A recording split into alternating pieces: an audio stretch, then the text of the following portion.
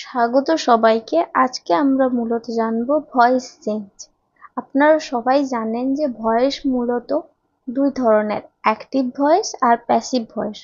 তো আজকে আমি অ্যাক্টিভ থেকে প্যাসিভ ভয়েসের সবচেয়ে সহজ নিয়মগুলো আলোচনা করব। অ্যাক্টিভ ফর্মুলা ইউজ করেই কিন্তু সব ধরনের ভয়েস আমরা করতে পারবো। তো অ্যাক্টিভ থেকে প্যাসিভে চেঞ্জ করার সময় প্রথমে তিনটি জিনিস জানতে হবে: সাবজেক্ট, ভার্ব আর অবজেক্ট। প্রথমে আমি একটি এক্সাম্পল দিয়েছি, ধরো আই হেল্প ইউ, অর্থাৎ এখানে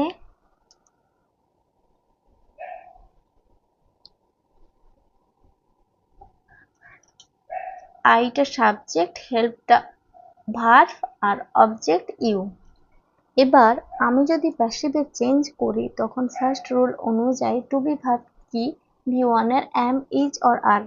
তো এখানে কি হবে, অবজেক্টটা সাবজেক্ট আকারে বসবে, অর্থাৎ অবজেক্টটা সামনে আসবে, ইউ এসছে। এবার চেঞ্জেসের ক্ষেত্রে কি হবে, কি বলেছি, V1 থাকলে এখানে am, is, are এর মধ্যে কি হবে, ইউর পরে আর হবে, you are help by me.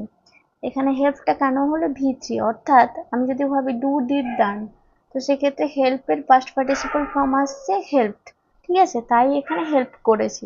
R বাইটা by আছে, মি হয়েছে। এবার সেকেন্ড এক্সাম্পলটা যদি দেখি আমরা, যে আই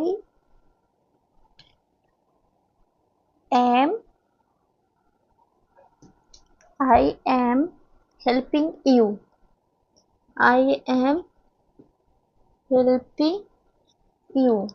তো আমি চেঞ্জেসের ক্ষেত্রে কি হবে, এখানে ইউ আর, তাহলে কি বলেছি, ভি প্লাস আইএনজি, হেল্পের সঙ্গে আইএনজি আছে, তাহলে একটা কি হবে, বিং হবে, you are be help by me. তারপর যদি আমি ধরি আই হ্যাভ হেল্পড, যদি আমি এখানে হ্যাভ করি আর এখানে আইএনজিটা মুছে ভার্বের পাস্ট পার্টিসিপল ফর্ম আনি, আই হ্যাভ হেল্পড। তো সেক্ষেত্রে অ্যাক্টিভ থেকে প্যাসিভে আসার সময় কি হবে, ইউর পরে কি হয়, ইউ হ্যাভ হয়, ঠিক আছে, ইউ হ্যাভ। এবার কি বলেছি, হ্যাভ হ্যাজ হ্যাড থাকলে কি আসে, একটা বিন, এখানে কি হবে, হেল্পটা হেল্পড হবে যেহেতু ভার্বের থার্ড ফর্ম বলেছে, আর বাই মি। এরপর যদি আমরা আসি